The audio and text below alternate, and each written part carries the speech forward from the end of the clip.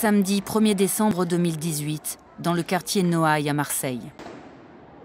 À l'appel d'un collectif de riverains, des manifestants convergent en direction de la rue d'Aubagne, où plusieurs immeubles se sont effondrés 3 semaines plus tôt. Au même moment, a lieu l'acte 3 des Gilets jaunes.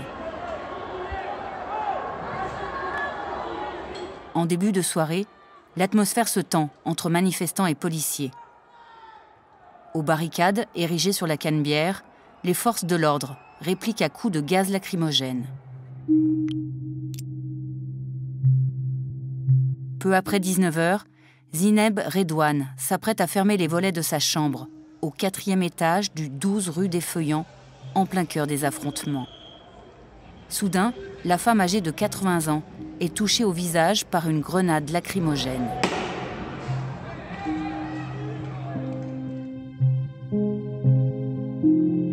Le lendemain, Zineb Redouane décède à l'hôpital marseillais de la Conception.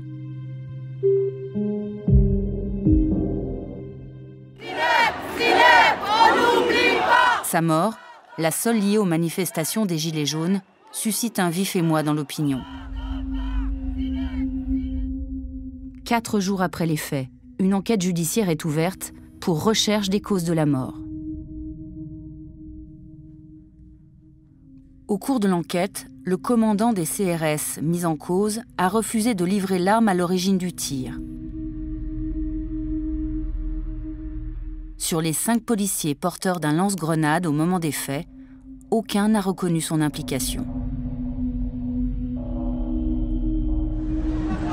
Vous êtes de la presse ? Suite à une complicité présumée entre le procureur adjoint de Marseille et les CRS, l'affaire est dépaysée à Lyon en août 2019.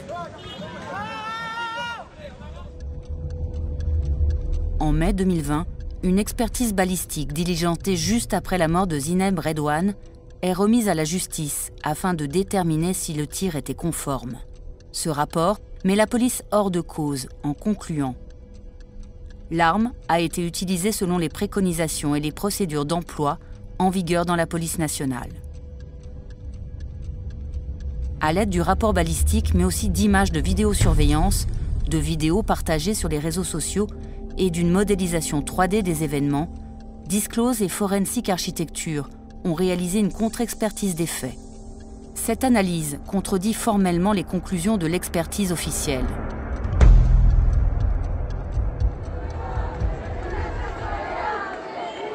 Le soir des faits, une caméra de vidéosurveillance installée à l'angle de la Canebière et de la rue Longue des Capucins enregistre la scène. Les images qui suivent sont extraites d'un rapport d'enquête de l'IGPN, la police des polices.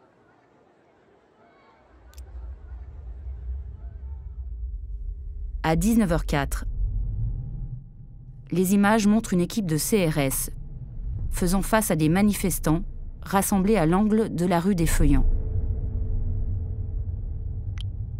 Les CRS font usage de gaz lacrymogène pour les disperser.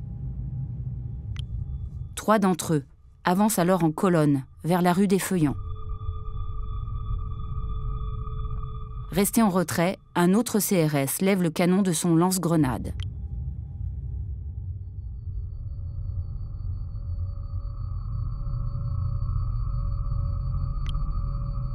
À 19h04 et 57 secondes, il tire un coup de feu. L'analyse, image par image, permet d'identifier la trajectoire de sa grenade. Celle-ci est tirée en direction de l'appartement de Zineb Redouane. L'auteur du tir remonte ensuite sur le trottoir pour laisser passer un camion de pompiers. À 19h05 et 8 secondes, il lève les yeux dans la direction de son tir. 12 secondes plus tard, il regarde toujours dans cette direction. Dans les instants qui suivent, le tireur et son équipe commencent à remonter la Canebière. À 19h06 et 17 secondes, il passe dans le champ d'une 2e caméra.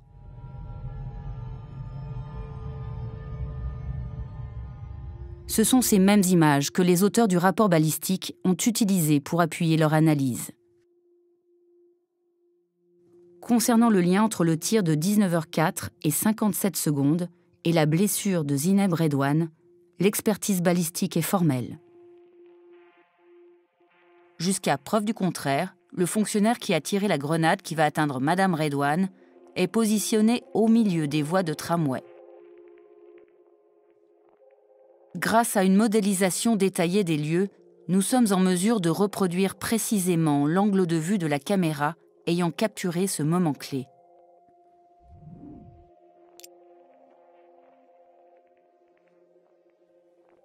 La projection de l'image sur le modèle 3D permet d'établir la position du tireur avec une marge d'erreur de 2 mètres.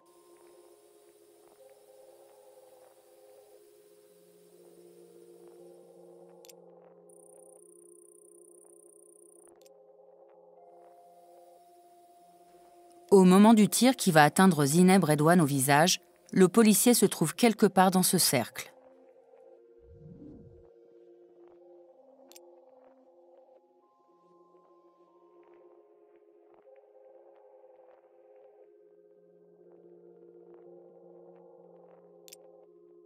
Sur la base des débris et des traces de combustion retrouvées chez la victime, le rapport atteste que l'explosion de la grenade a eu lieu à l'intérieur de l'appartement.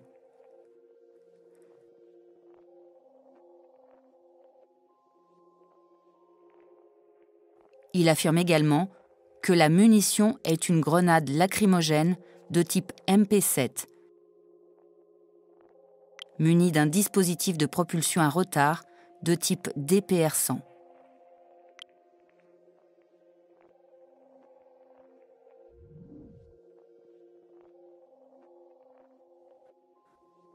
Comme son nom l'indique, le DPR-100 est prévu pour atteindre un objectif situé à environ 100 mètres du tireur. Or, depuis sa position, le tireur fait face à plusieurs immeubles de la rue des Feuillants, tous situés à une distance d'à peu près 30 mètres.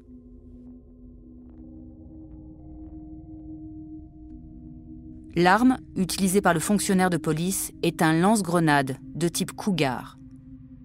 Selon le texte encadrant l'usage de cet équipement, le tir tendu est strictement interdit afin d'éviter que les personnes ne soient directement impactées.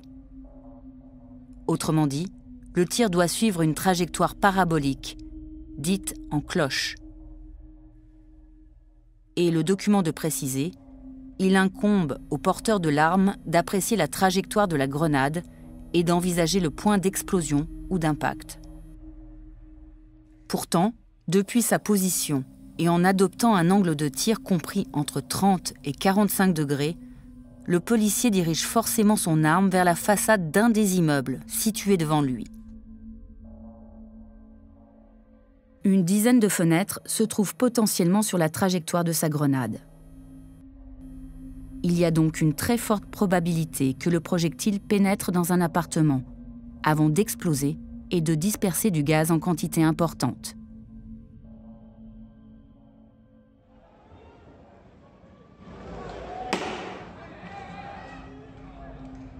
Dans les faits, le projectile a heurté la partie supérieure du corps de Zineb Redouane au bout de 37 mètres.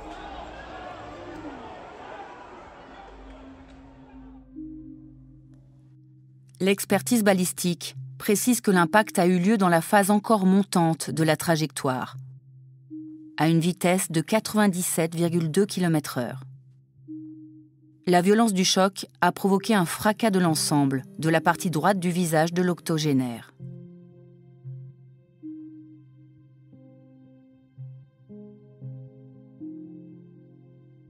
La victime a également inhalé une très grande quantité de gaz lacrymogène, la grenade MP7 étant prévue pour évacuer un espace extérieur d'environ 1000 m².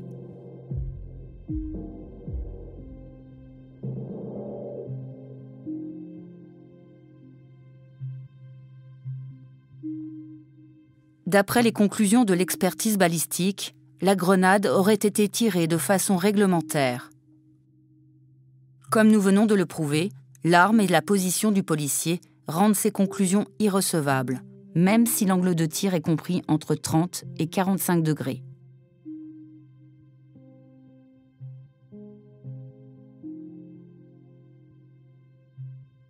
L'utilisation du Cougar s'effectue sous le contrôle d'un superviseur.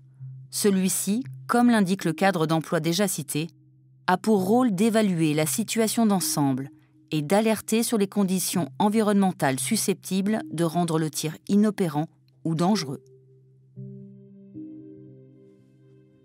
Dans ce cas précis, la modélisation 3D de l'environnement démontre précisément l'existence du danger au moment du tir. La justice doit encore se prononcer sur les conclusions du rapport balistique remis en mai dernier. Selon notre enquête, la responsabilité du tireur et de son superviseur dans la mort de Zineb Redouane reste clairement engagée.